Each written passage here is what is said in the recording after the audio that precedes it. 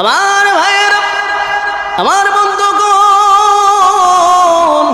এইবার যুবক ডাক দিয়া বলেন, ওগো আল্লাহর বান্দা, দুনিয়ার জমিনে আমার একজন গর্ভধারিণী মা ছিল, জনম দুঃখিনী মা ছিল। আমার মা বড় গরিব একজন ব্যক্তি ছিল। আমার মা গরিব ছিল, মানুষের বাড়িতে বাড়িতে কাজ করে আমি সন্তানকে লেখাপড়া করেছে। আমাকে বড় ভার্সিটিতে পড়াইতে পারে নাই। আমার মা দুঃখিনী, আমাকে একজন কোরআনে হাফেজ বানিয়েছে। আমাকে আমার মা কোরআনের হাফেজ বানিয়েছে। আমি একজন কোরআনে হাফেজ হয়েছি। আমি আল্লাহ চিনেছি, আল্লাহর রসুলকে চিনেছি।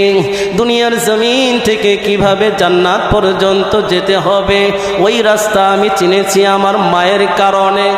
আমার মা এতটুকু ইহসান আমার প্রতি করেছে, এই জন্য আমি শুকরিয়া আদায় করি।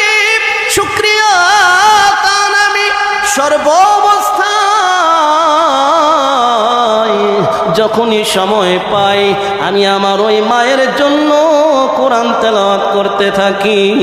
আর ওই কোরআন তেলাওয়াতের নেকি আমার মায়ের কবরে আমি পৌঁছাইতে থাকি।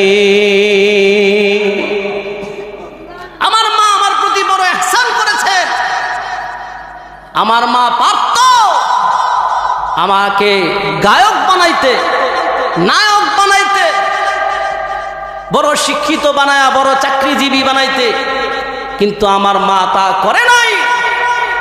আমি কিভাবে জাহান্নাম থেকে বাঁচতে পারবো, আমার মাও কিভাবে আমার আগে যদি কবরে চলে যায় কবরে গিয়ে শান্তিতে থাকতে পারবে, আমি নেককার সন্তানের বিনিময়ে উনি কবরে থেকেও নেকি পাইতে থাকবে। আমার মা সেই চিন্তা ভাবনা করে নিজেও জাহান্নাম থেকে বাঁচার জন্য চেষ্টা করেছে, আমি সন্তানকেও জাহান্নাম থেকে বাঁচানোর চেষ্টা করেছে। এই জন্যেই আমার মা আমাকে বড় শিক্ষিত না বানাইয়া একজন হাফেজে কোরআন বানিয়েছে। আমার মা যেহেতু আমার প্রতি এত ইহসান করেছেন, আমাকে জাহান্নাম থেকে বাঁচার জন্য সঠিক রাস্তা দেখিয়ে গিয়েছেন, সেই জন্য আমি শুকরিয়া তান যখনই সময় পাই আমার মায়ের নামে অনবরত কোরআন পড়তেই থাকি, কোরআন পড়তেই থাকি। আর এই নেকিগুলা আমার মায়ের কবরে আমি পাঠায় দেই। আল্লাহর ওলি ডাক দিয়া বলেন, ও যুবক, তোমার এই নেকিগুলা বিশাল বড় বড় পাহাড়ের রূপ ধারণ কইরা তোমার মার কবরে নেকিগুলা যাচ্ছে। এরকম সন্তান